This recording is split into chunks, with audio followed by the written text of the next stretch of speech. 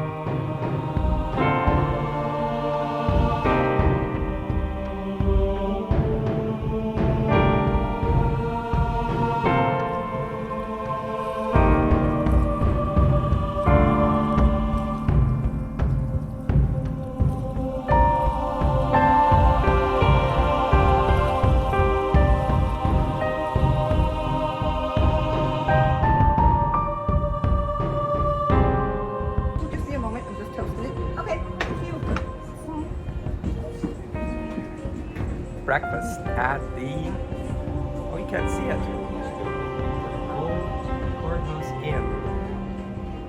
The cool part is this is a real breakfast.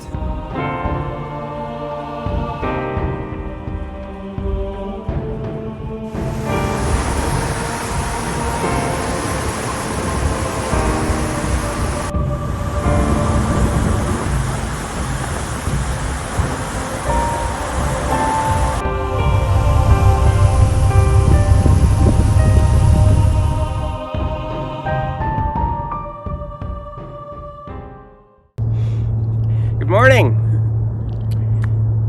We're here to give you a recap of our Sunshine Coast Trail.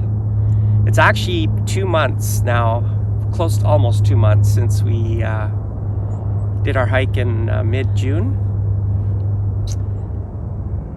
But it's taken me a little while to figure this out because it's the first time doing a YouTube video.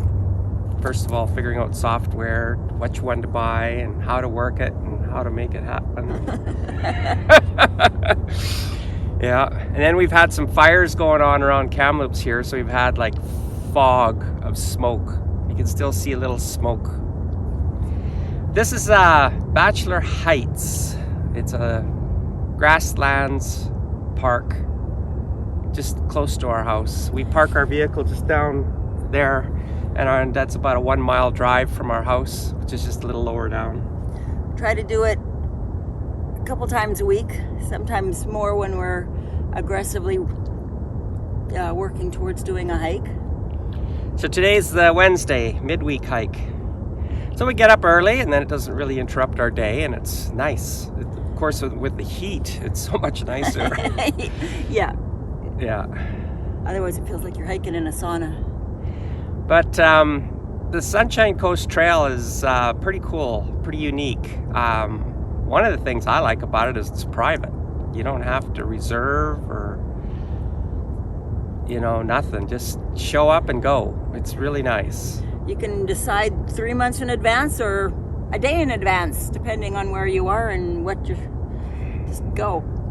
The only thing they ask is that you make comments in their book, which they have quite a few around all over the place. The huts, and then that gives them a way of tracking how many people have used the trail, and they can actually use that to help to get a little bit of money from the government to help them maintain the trail. It's hut-to-hut hiking, so it was actually designed that you could literally stay in a cabin, they call it hut, every night. And they're fairly closely spaced out, and they're designed so that the downstairs is where you can sit and visit, cook your meals, and then upstairs is where you can sleep. So it's pretty cool that way. Of course, it didn't work that great with COVID. Yeah. It's supposed to stay out of the huts, right? But we the first time we hiked this trail was when we first started getting into hiking. I was researching all kinds of things, and that hut-to-hut hiking sounded pretty nice to me. It chose one of the hardest sections. And we then we hiked actually the far section from Sultry Bay. The trail's actually designed to be hiked from Sarah's Point to Sultry Bay. So north to south. So we decided to do that this time. The hard part is getting to Sarah's Point because it's very remote. There is a road, but they warn you that no, don't take a regular vehicle. It needs to be a pretty good quality 4x4, not just an SUV. Yeah. And they've got a gully there called Tow Truck Gully or something like that, because there's so many people that get stuck in there and have to call a tow truck. There's one spot that the tow trucks actually won't come to, I believe. Okay, I don't know. At the very, very end. But it gets expensive so you got to hire a special shuttle, and it's hard on the vehicle, so they charge lots. Or you can go to Lund, which is the closest town, and then catch a water taxi. That gets expensive too if you're only traveling by yourself. You can put it out. They have a Facebook page, which is really nice. Sunshine Coast Trail, I think is all what it's called. There's a couple Facebook pages actually. And you can put it out there and say, hey, we're going to be doing a water taxi at this date, and anyone want to join us? It's cheaper, literally cheaper by the dozen. But if it's just the two of you, it can be expensive. So I was talking about it on their Facebook page, and a guy called in, Keith, he says, hey, I think I was throwing some prices out there, and he's going, whoa, that's expensive. I says, well, you got any better ideas? Which he kind of ignored me for a while. That's fine. And I says, well, I'll just keep trying. And then came close to the date, and I reached out to Keith, private messaged him and said, hey, Keith, looks like this is what we're doing. This is what we're going to be paying, unless you have a better idea. And so he got going, and he contacted a friend of his, Jay, and he picked us up, dropped us off at her house, and she took us up to her boat with her truck and gave us a ride. That was pretty cool. It's a little bit hard with the boat to get exactly to Sarah's Point because it's kind of a bluff out in the water. Depending on the tides. And you either go around it or you get before it, and it's depending on the tides as well how close they can get you to exactly Sarah's Point. We started at Feathers Cove. So it was a cute little cove, and she just kind of got fairly close to the shore, and we hopped out into 2 feet of water or 18 inches of water, I don't know. Inches, yeah. And the water was so warm, I remember thinking, whoa, this is gonna be cold. It was not cold, it was warm. But big shout out to Jay. Thanks a lot. That was great. Worked out to half the price and twice the quality, I believe. Because a lot of those are really late in the day, and we wanted an early start, and she needed an early start for what she was doing because it's part of her work, and it worked out really well. Yeah. So we decided to start from there rather than walk all the way to Sarah's Point and back again. So we just started from Feathers Cove. There's a book written by one of the founders of the trail, Eagle Waltz, and it's really well done. And he just did an update. The update wasn't out in June when we did it, but it's out now. And so if you ever plan on doing this trail, definitely get the book. It's great. The other thing I did was downloaded a map on my phone. And that worked out good. Yeah, you got no cell service, no big deal. Still works. You can still see exactly where the trail is. The trail's really well marked, honestly, but it is kind of nice to. I liked being able to compare. This is where we're going. This is where we started, and this is where we are. See that dot? So it gives you a bird's eye view of how you're progressing. And the trail's kind of magical. I mean, that's rainy coastal area. I expected a lot of underbrush. It was like, you can tell. I mean, you can see in the pictures. Open underneath the trees. Moss was thick. I mean, this moss, this is hard, right? That moss was thick. It was pretty cool. I thought it was really great. Bugs were minimal. They were definitely there, but they were pretty lazy. Maybe it was still early enough in the spring. I think it was still early enough. I have heard that the black flies can be pretty rough, and there was one time we experienced black flies 4 years ago, and we did the other part. They didn't bite you so much as being just a nuisance, flying all around your head. Walking through this cloud of little bugs.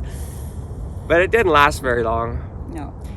Some of the huts, like the Trowbridge Mount Trowbridge, yeah. Mount Trowbridge hut is actually a beautiful log cabin that they built. Took it apart, took it up there with a helicopter, put it back together again. They got sacks of pellets in the attic or the area where you sleep, the storage area up top, with a pellet stove. Like how much better does it get than that? this is if you go up there in the winter time, like we went in what time was it? Spring, and it was snow up there. So it's a high mountain, so there's a huge weather difference from the ocean up to the top. They say that the altitude gain on this trail, hiking from Sarah's Point all the way to Sultry Bay is equal to hiking Kilimanjaro. It's lots of ups and downs. Which Carol's knees were giving her a bit of trouble. Yep. So we actually did only 50 kilometers. We were hoping to do more, but we came home and Carol's figuring that out. Yeah. One of the reasons why we are hiking is to stay healthy into our senior years, through our senior years. And so we're looking at a lot of different things, hiking being one of them, eating healthy, doing exercises and stretches and stuff. And so, yeah, I'm working on getting my knees back into condition. So it's definitely working, but it's a process. Well, we have plans to do Camino Trail.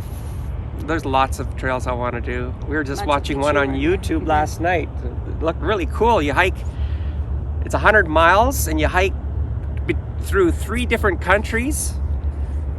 And it's all set up, so you could actually stay in motels or eat at towns or sleep in campsites or whatever you want. It was pretty cool. Yeah, I believe that was Tour du Blanc. Yes. Something like that. I didn't bother trying to say it because it wouldn't have worked. But there's so many cool things to see in our world, and I want to see them. And I don't want to do it just from a vehicle. I want to do it on my feet. And there's backcountry. When you go into the backcountry, and there's just so many more options. I just like the idea of being able to do it on my own. Something magical about being able to put everything that you need for survival on your back and not see civilization for days. Yeah. West Coast Trail was a great memory. I loved that one. Yeah. I'd love to do it again someday, actually. There's a lot of cool hiking out there. Don't want to make this too long. I'd like to just say, look, if you enjoy this one, look forward to more. Realize that we're just learning this process. And we do have videos and pictures from other hikes that we want to put on videos as well on the YouTube. One this summer we did with our kids. We did a lake which was beautiful, absolutely beautiful, up by Clearwater. I forgot the name of it. Myrtle Lake. Myrtle Lake, that's the one. Beautiful, very remote, but not that remote. It was only like we could drive within 2 kilometers. Close to 2. Yeah, 2 Between kilometers. 2 and 3, 2 kilometers. You could drive within 2 kilometers, but then that's 2 kilometers of somewhat tough slugging when you have to carry your canoe. Or kayak. So we had little wheels that we put underneath our canoe, and you'll see that. Well, I'll eventually get that going.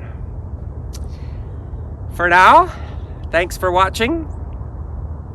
Thank you. Yeah. All right, we'll see you.